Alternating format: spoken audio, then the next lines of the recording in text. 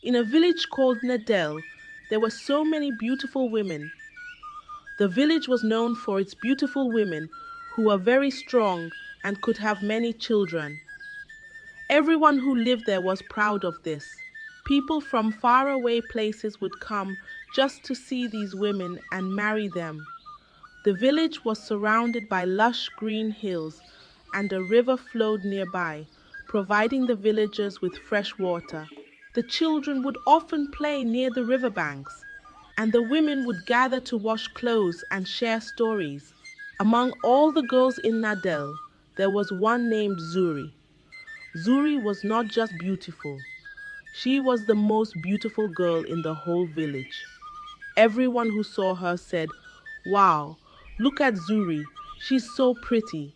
Her beauty was often compared to the bright morning sun that rose over the hills, casting a golden glow on the village. Zuri lived with her parents and her brother, Malu.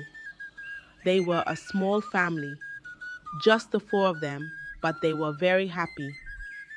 Their parents loved them very much, and they always made sure Zuri and Malu had everything they needed. The village people would often say, "Zuri is such a good girl.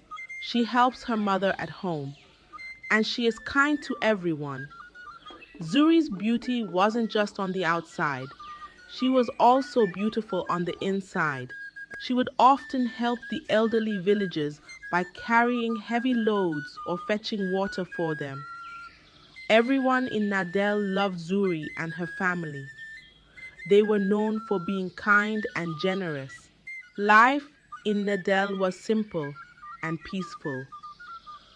The sun always shined brightly, the birds sang sweet songs, and the trees were full of fruits. Zuri and her family enjoyed every moment together, and they were happy in their little village. During the evenings, the villagers would gather around a large bonfire in the center of the village to share stories and sing songs. Zuri loved these gatherings, especially when her father would tell tales of bravery and love. One day, something very sad happened in the village of Nadel. Zuri and Malu's parents, who loved them so much, passed away. It was a very sad time for Zuri and Malu. They were still young and didn't know what to do without their parents. The house that was once filled with laughter became quiet, and the joy in their hearts was replaced with sadness. The neighbors would often come by to bring food and comfort to Zuri and Malu, but nothing could fill the void left by their parents. Zuri and Malu had to be strong. They didn't have anyone else to take care of them, so they decided to take care of each other. Every day, they would work hard. Zuri would go to the market to sell fruits and vegetables, and Malu would help the farmers in the farms. They did everything they could to make sure they had food to eat and clothes to wear. On their way to the market, Zuri and Malu would walk past the village square, where they would see other children playing and laughing, reminding them of the carefree days they once had. Even though life was now harder without their parents, Zuri and Malu grew even closer. They shared everything, from their food to their worries. They would sit under the big tree at the end of the day, talking about their dreams and how they would make their parents proud. Sometimes, Malu would carve small wooden toys for Zuri, and she would weave colorful bracelets for him in return. As the years passed, Zuri grew older. She was no longer the little girl who played in the fields with Malu. Now she was a young woman, and in the village of Nadel, young women were expected to marry. Most of the girls in the village got married when they were 18, but Zuri was already 24 and still hadn't married anyone. Zuri would often visit the riverbank, where she would sit alone, watching the water flow and think about her future. Her relatives began to worry. They would come to her house and say, "Zuri, you are getting older. All the girls your age are married with children. Why haven't you found a husband yet?" Zuri would smile politely and say, I want to choose the right man. I'm not in a hurry. But the pressure kept growing. Her relatives wouldn't stop reminding her that she needed to get married. They would whisper behind her back, why is Zuri still single? She's so beautiful. What is she waiting for? Zuri tried to ignore their whispers, but deep down it made her feel anxious. Even the villagers began to talk. They would see Zuri in the market and say, Zuri, when will we hear the sound of wedding drums for you? Zuri felt the pressure, but she didn't want to rush into marriage. She wanted to make sure she married the right man, someone who would love and respect her. She found comfort in talking to Malu, who always reassured her that she would find the right person when the time was right. She had been seeing a man named Beko for a while. He was kind and hardworking, and Zuri liked him, but she hadn't decided if he was the one. One day, after another visit from her concerned relatives, Zuri sat down and thought long and hard. She didn't want to be the last unmarried woman in the village. She didn't want people to keep talking behind her back. So she made a decision. Zuri went to Beko and said, Beko, I think it's time for us to get married. Beko smiled and was very happy. He had been waiting for Zuri to say those words. I will make you happy, Zuri, he promised. Zuri hoped that she was making the right decision. And so, the preparations for the wedding began. The whole village was excited because Zuri, the most beautiful girl in Nedel, was finally getting married. The women gathered to prepare food, while the men set up decorations around the village square. The drums would soon beat, and the songs would soon fill the air. Zuri was about to take the next big step in her life, hoping she had made the right choice. Zuri and Beko's wedding was the biggest the village of Nadel had seen in a long time. The drums beat loudly, the songs were sweet, and everyone danced with joy. The whole village came to celebrate Zuri's big day. People whispered, Zuri is finally getting married. It was a day full of happiness and excitement. The children ran around playing games, while the elders sat in the shade, watching the festivities with smiles on their faces. After the wedding, Zuri moved in with Beko and his family. She was determined to be the best wife she could be. Every morning, Zuri woke up early to fetch water and prepare food for the family. She cleaned the house until it sparkled and helped Beko's mother with anything she needed. Beko's family was pleased with Zuri. Beko's mother would say, Zuri, you are such a good wife. We are lucky to have you. And Zuri would smile, feeling proud of herself.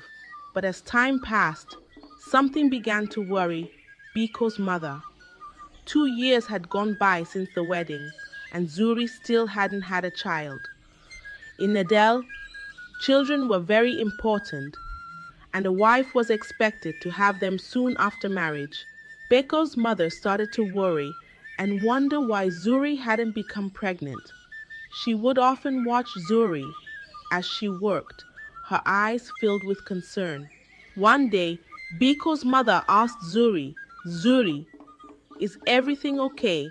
It's been 2 years and there's still no child. What's wrong? Zuri felt sad and unsure. She didn't know why she hadn't gotten pregnant. She wanted a child as much as Beko's mother did, but nothing seemed to be happening. I don't know, Mama, Zuri replied quietly. We are trying, but nothing is happening. Beko's mother sighed and patted Zuri's hand, but the worry in her eyes remained. Beko's mother frowned and thought deeply. She loved Zuri, but she was worried about the future. She wanted grandchildren to carry on the family name. Every time she looked at Zuri, she would sigh and shake her head, wondering what the problem could be. Beko, too, began to feel the pressure, but he tried to reassure Zuri, telling her that things would work out in time. Zuri noticed that Beko's mother was becoming more distant and worried. The house that was once filled with laughter and joy was now quiet with concern. Zuri continued to do all her chores and help around the house, but inside, she felt the weight of not being able to give Biko and his family a child. She would often cry silently a child. She would often cry silently at night, not wanting anyone to see her pain. The days turned into weeks, and the weeks into months, but still there was no baby. Zuri began to worry too. She prayed every night, hoping for a miracle, but deep down she feared what might happen if she couldn't have a child. She would go to the river and sit on the rocks, watching the water flow, trying to find some peace in the midst of her worries. As the months passed and still no child came, Beko's mother grew more anxious. She couldn't wait any longer. She needed to know if the problem was with Zuri or Beko, so she came up with a secret plan. One day, when Zuri was away, Beko's mother brought another woman into their home. This woman was young and beautiful, and Beko's mother had chosen her because she was sure she could have a child. She spoke to Beko privately and said, "My son, I want you to be with this woman just for a little while. We need to know if you can father a child." Beko was surprised and didn't know what to say, but he trusted his mother. Reluctantly, he agreed to her plan. A few weeks later, the woman came back with news. She was pregnant. Beko was shocked and his mother was overjoyed. It was clear now that Beko was not the problem. Beko felt a mix of emotions, relief, guilt, and fear of what this meant for Zuri. When Zuri returned home, she could feel that something had changed. The air was heavy with tension. Beko's mother called her aside and said, "Zuri, it's time for you to leave. You cannot have a child, and that means you cannot stay here as my son's wife. There's no place in this house for a woman who cannot give us children." Beko stood silently, unable to meet Zuri's eyes. Zuri's heart broke into 1,000 pieces. She felt ashamed and helpless. She had tried her best, but it wasn't enough. With tears in her eyes, Zuri packed her things and left the house that had been her home for the past 2 years. She walked slowly back to her brother Malu's house, feeling the weight of shame on her shoulders. The villagers watched her as she passed by, whispering to each other, "Poor Zuri, she couldn't give Beko a child." When Zuri reached Malu's house, he opened the door and saw his sister standing there, looking lost and broken. Without saying a word, Malu hugged Zuri tightly. He didn't need to ask what had happened. He could see the pain in her eyes. He led her inside, made her sit down, and brought her a cup of warm tea. "You are home now, Zuri," he said softly. "You will always have a place here." Zuri stayed with her brother, but she felt like a shadow of her former self. The laughter that once filled her life was gone. She tried to be strong, but the shame of being sent away for not having a child was too much to bear. All she could think about was how she had failed as a wife, and she wondered if she would ever find happiness again. Malu would often sit with her in the evenings, trying to cheer her up by telling her stories of their childhood adventures. Zuri spent many months at her brother Malu's house, feeling sad and alone. She thought she would never marry again, but her relatives didn't give up on her. they believed that Zuri wasn't the problem and that she could still have a child. They would visit her and say, Zuri, you are still young and beautiful. Don't lose hope. Don't lose hope. You should try to marry again. They would bring her small gifts, flowers, fruits, or handmade trinkets to show their support. At first, Zuri didn't want to listen. She was too afraid of being hurt again. But her relatives kept encouraging her, saying, maybe Biko wasn't the right one for you. You deserve another chance at happiness. Slowly, their words began to sink in, and Zuri started to feel a glimmer of hope. One day, a man from a faraway village came to Nadel. His name was Jara, and he was very handsome. He had heard about the beauty and kindness of the women in Nadel and decided to come and find a wife. When he saw Zuri, he was captivated by her beauty and gentle nature. Jara watched her as she helped an elderly woman carry her basket at the market, and he knew she was special. Jara approached Zuri and asked her to be his wife. Zuri was hesitant at first, but Jara was kind and patient. He promised to take care of her and make her happy. After much thought and with the support of her relatives, Zuri agreed to marry Jara. Malu was happy for his sister and gave his blessing, reminding her that she deserved all the happiness in the world. They had a simple but joyful wedding, and Zuri moved to Jara's village, hoping for a fresh start. The villagers welcomed her warmly, and she felt hopeful once again.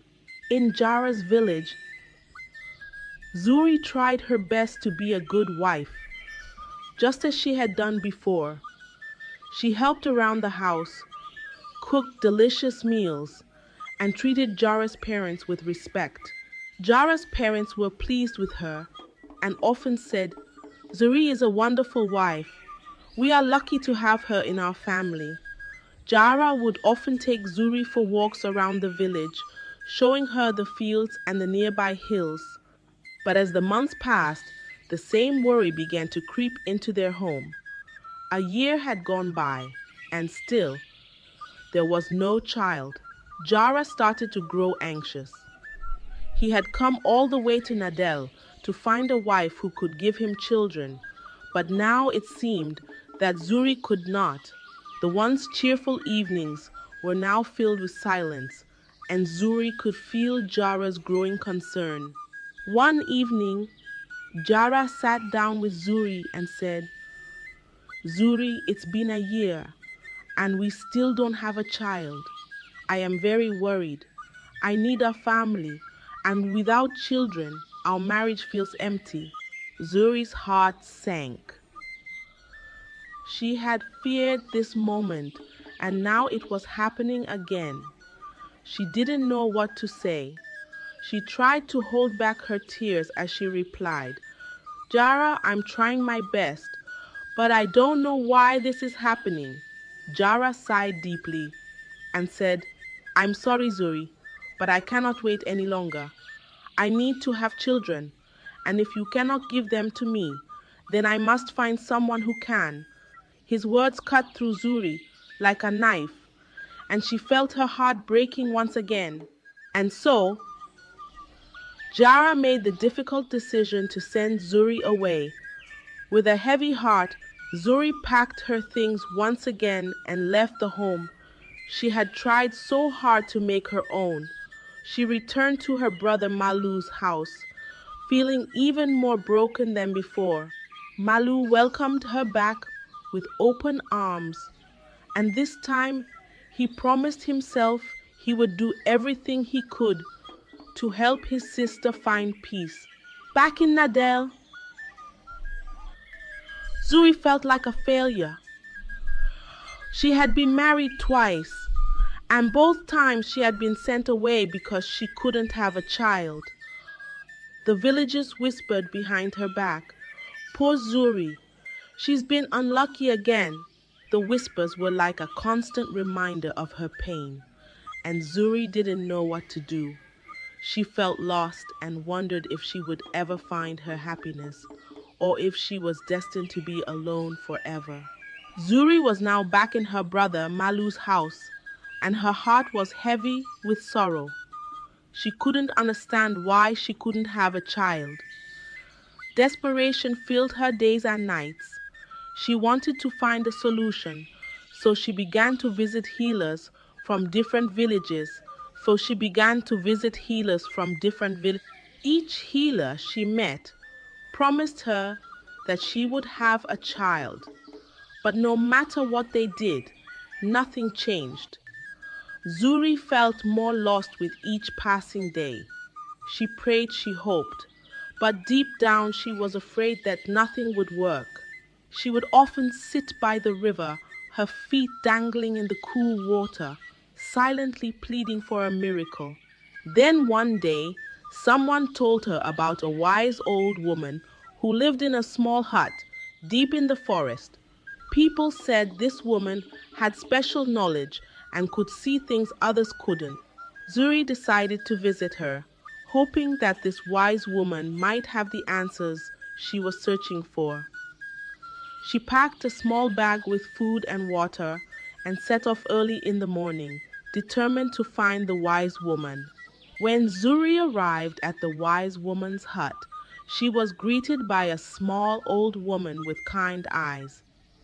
The woman invited Zuri inside and listened quietly as Zuri poured out her heart. She told the wise woman about her two failed marriages, her deep longing for a child, and her growing fear that she would never become a mother. The wise woman nodded slowly, and after a long silence, she spoke in a gentle voice. Zuri, your struggle is not because of anything you have done. Long ago, when you were just a little girl, your parents did something to protect you. Zuri looked at the wise woman, confused. What do you mean? She asked. The wise woman continued, your parents were very worried that, because of your beauty, you might fall into trouble and get pregnant before you were married. So they locked your womb with a powerful spell to keep you safe. They believed they were protecting your future. Zuri's eyes widened in shock. Locked my womb. Is that why I can't have a child? She asked, her voice trembling. The wise woman nodded. Yes, Zuri, the lock on your womb is what has kept you from becoming pregnant. But there is a way to unlock it. Zuri leaned forward, desperate to hear the solution. Tell me, please, what must I do? She begged. The wise woman hesitated for a moment before she spoke again. The lock can only be broken if you sleep with someone who shares your blood. Your parents didn't intend for this, but the spell they used was very strong. The only person who can unlock your womb is your brother, Malu. Zuri felt her heart stop. My brother, she whispered in disbelief. The idea was shocking, unthinkable. There must be another way, she cried. The wise woman shook her head sadly. I'm afraid there isn't, Zuri. The spell is powerful, and only by sharing blood in this way can the lock be broken. Zuri sat in silence, her mind racing. She couldn't imagine doing such a thing, but the thought of never having a child was too much to bear. She felt trapped, torn between the desire to become a mother and the horror of what she would have to do to make that happen.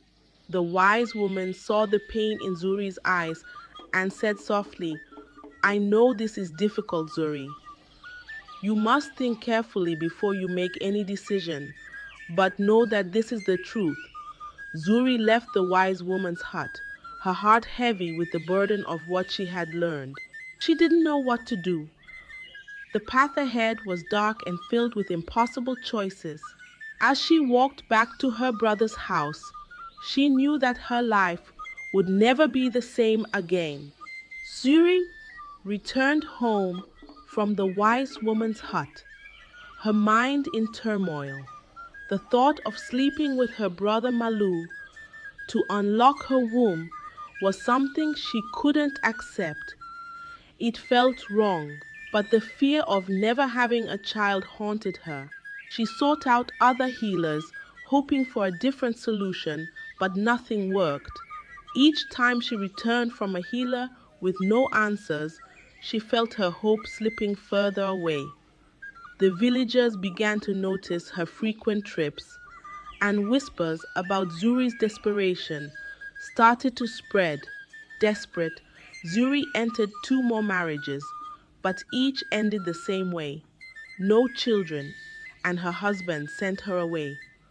The villagers whispered that Zuri was cursed. The constant gossip weighed heavily on Zuri. She was 34, and her dream of becoming a mother seemed impossible. The wise woman's words echoed in her mind, growing stronger each day. But how could she ask Malu, her brother and protector, to do such a thing? Zuri struggled with a dilemma, feeling trapped between her desire for a child and the horror of what it would take to achieve it. She would often sit by the river, watching the sun set behind the hills, trying to find the courage to make a decision. The sound of the flowing water brought her a small sense of peace, but it wasn't enough to ease the turmoil inside her. As time passed, her desperation grew, and she knew she had to make a decision soon, even though it would change her life forever. After many heartbreaks, Zuri had nearly lost hope of finding happiness. Then she met Kito, a wealthy man from the city. Kito, seeking a wife who could give him many children, was drawn to Zuri's beauty and grace. Unaware of her struggles, Zuri was flattered by Kito's attention, but fear gnawed at her. She knew he wanted children, and she couldn't give him that. Yet, the prospect of marrying a rich man from the city and being admired was too tempting to resist. She longed for a new beginning, a chance to leave behind the whispers and judgment of her village. When Kito proposed, Zuri said yes, hoping that maybe this time would be different. But as the wedding day approached, her fear grew. She would wake up in the middle of the night, her heart pounding, terrified of what the future held. She knew that once they were married, it wouldn't be long before Kito realized the truth. She couldn't bear the thought of being sent away again, of being humiliated in front of the entire village. The wise woman's words haunted her more than ever, and she began to believe that there was only one way to avoid disaster. Zuri made a terrible decision. She decided that on the night of her wedding, before leaving the village with Kito for the city, she would have to sleep with Malu. It was the only way to break the lock on her womb, the only way to ensure that she could give Kito the children he so desperately wanted. The thought of doing such a thing filled Zuri with shame and dread, but she felt trapped. "I don't want to do this," she whispered to herself over and over again. "But I have no choice. I must have a child or I will lose everything." On the day of the wedding, the village of Nadel was filled with joy. It was the biggest celebration they had seen in years. People from all around came to witness the union of Zuri and Kito. The music played, the dancers danced, and the air was filled with the sweet scent of flowers. Zuri wore a beautiful gown adorned with intricate beadwork, and her hair was styled with fresh flowers woven into braids. But despite the beauty around her, Zuri could barely enjoy the festivities. Her mind was consumed with fear and guilt. She knew that as soon as the celebrations were over, she would have to go through with her plan. She would have to find a way to be alone with Malu, to convince him to do the unthinkable. As the sun began to set and the wedding day came to an end, Zuri made an excuse to leave the celebration early. She told everyone that she had forgotten something important at Malu's house and needed to go back quickly. No one suspected anything, and they let her go without question. The villagers continued celebrating, unaware of the storm brewing inside Zuri's heart. Zuri's heart pounded in her chest as she made her way to Malu's house. She knew what she was about to do would change everything, but she felt like she had no other choice. She was caught between her fear of losing Quito and the horror of what she was about to ask her brother to do. The night was dark as Zuri approached Malu's house, her heart heavy with fear and shame. She knew she had to go through with her plan. Her hands shook as she opened the door. Inside, Malu was surprised to see her. "What are you doing here, Zuri?" Malu asked, smiling. "Shouldn't you be with Quito?" Zuri forced a smile and replied, "I just wanted to say goodbye before I leave with Quito." Malu, unaware of the turmoil in Zuri's heart, nodded and welcomed her in. They sat together, talking about the old days, but Zuri could barely focus. Her mind was racing, and the guilt was eating away at her. She knew she had to act soon, but every moment she hesitated made her feel sicker inside. Finally, Zuri could bear it no longer. She stood up and walked over to Malu, her hands trembling. "Malu," she whispered, "I need your help in a way that I can't explain." Malu looked at her, confused.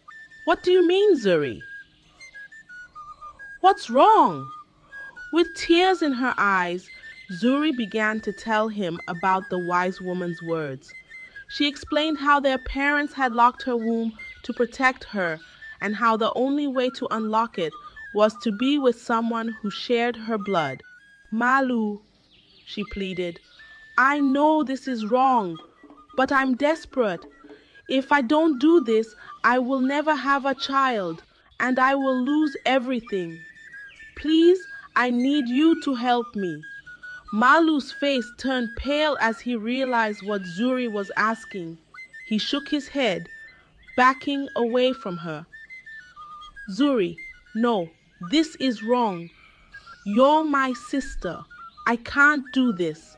I won't do this." But Zuri was desperate. She reached out to him, trying to convince him, tears streaming down her face. "Please, Malu, you're the only one who can help me. I don't want to do this, but I have no other choice. Please, don't leave me like this." Malu was horrified. He couldn't believe what he was hearing. "Zuri, stop. I can't. This is wrong, and you know it. I love you, but not like this. Please, don't make me do this." Just then, the door to the room opened and Malu's wife walked in. She froze in shock, seeing Zuri clinging to her husband, her dress disheveled and her face full of desperation. "What is going on here?" she cried, her voice trembling with anger and confusion. Malu quickly pulled away from Zuri, trying to explain. "It's not what it looks like. Zuri, she needs help, but not like this." But Malu's wife was already running out of the house, shouting for the villagers. "Come quickly. Something terrible is happening. Come and see." Within moments, the entire village was awake, gathering outside Malu's house. The air was filled with whispers and shocked gasps as people tried to understand what was going on. The village elders arrived, demanding to know the truth. Zuri, realizing that there was no way to hide what had happened, fell to her knees and began to weep. "I'm sorry," she cried. "I'm so sorry. I didn't want this, but I didn't know what else to do." Through her tears, Zuri confessed everything. She told them about the wise woman's words, about how her parents had locked her womb to protect her, and about the terrible advice that led her to believe that only by being with her brother could she break the curse. She admitted that she had lied to Kito, pretending she could give him children, even though she knew the truth. The villagers listened in stunned silence, their faces filled with pity, anger, and sorrow. They couldn't believe what they were hearing. Some of them whispered to each other, "How could this happen?" Poor Zuri, driven to such desperation. The elders, after hearing Zuri's confession, turned to Kito, who stood among the crowd, his face pale and his eyes wide with shock. They asked him what he wanted to do now that he knew the truth. Kito was silent for a long time, his heart heavy with betrayal and disappointment. He had loved Zuri, or at least the person he thought she was. Now everything was ruined. He didn't know if he could ever forgive her, but he also couldn't ignore the deep sadness in her eyes. After what felt like an eternity, Kito finally spoke, his voice low and filled with pain. "If Zuri believes this is the only way to break the curse, then I will not stand in the way. But this is not how I imagined our life together. I don't know if I can ever look at her the same way again." The elders nodded, understanding the difficulty of the situation. They decided that if Malu agreed, the curse could be broken that night. But they also knew that Zuri's actions had already caused a deep wound in the village, one that would take a long time to heal. Malu, his heart torn apart by what had happened, looked at Zuri with tears in his eyes. He loved his sister, but he never imagined their bond would be tested in such a terrible way. After a long moment, he finally agreed, though it broke his heart to do so. That night, before Zuri left for the city with Kito, she and Malu did what was necessary to break the curse. It was a night filled with sorrow and shame, and though the curse was lifted, the memory of that night would haunt them both forever. When it was over, Malu left the hut, unable to bear the weight of what had happened. The next morning, he packed his belongings and, with his wife by his side, left the village of Nadel, never to return. Zuri too, now free from the curse, left with Kito for the city, but she carried with her the memory of that night and the heavy price she had paid to fulfill her deepest wish. Soon after Zuri and Kito moved to the city, Zuri discovered she was pregnant, and the news brought joy and relief. She gave birth to a beautiful baby girl, Madi, named in honor of her brother Malu. Though Madi was Malu's child, Kito accepted her as his own, and their family grew with the birth of twins, a boy and a girl. Zuri and Kito built a happy life, filled with love and laughter. They became known for their kindness, and their home was always welcoming. The villagers of Nadel were glad to hear that Zuri had finally found peace. Kito often spoke fondly of their children, and Zuri made sure that Madi knew about her uncle Malu and the sacrifice he had made for her to be born. Malu was now settled in a distant village where no one knew their story. Though he never returned, Malu found some peace in his new life, carrying the memory of his sister close to his heart. He often spent his evenings sitting by the river, thinking about the past and hoping that Zuri had found the happiness she deserved. Zuri, though missing her brother, understood why he left. She made sure her children knew the depth of Malu's love and the sacrifice he made. In the end, Zuri and Kito lived happily, surrounded by their children, while Malu, far away, found solace in his quiet life, knowing he had played a part in Zuri's happiness. Thank you for joining me on Zuri's journey, a tale of resilience, sacrifice, and hope. Despite heartbreak and unimaginable challenges, Zuri found her happiness, with her brother Malu's love playing an irreplaceable role. This story reminds us that family bonds can endure even the toughest tests, and true happiness often comes after great trials. Stay tuned for more stories of hope and inspiration. Until next time,